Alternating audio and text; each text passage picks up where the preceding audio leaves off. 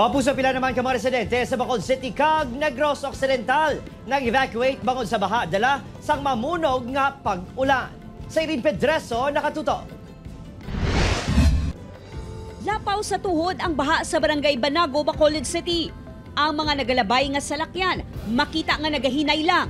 Sa Barangay Panukoy, masobra 20 kapamilya ang ginpang rescue sa BFP bangod naglabot na sa hawak ang tubig baha. Si Johnny, ginpili na lang nga bayaan ang iya panimalay nga ginsulod na sang baha. Sa ngaga, kibot kayo sa tubig. Sa ngaga, may tubig na mo. Pero po tanin, tibay ko kabray.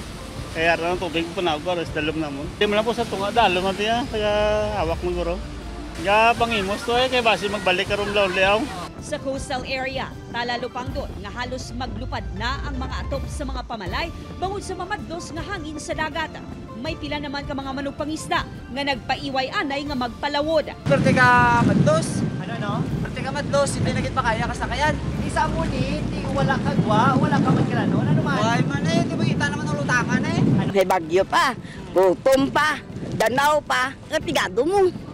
Kasi bay guro sila, ikalanon mo sila panimalay eh. Kay base ko lang mabuslog ang balay, ang tubig ay. Ugot nga ginamonitor ang pila ka barangay nga apektado sang baha sa Bacolod City. Usually ang ato ginamonitor is the coastal area, no, like Banago, Singkang, no, may ara kato subong sa Kalong-Kalong, Panukoy, Sumag.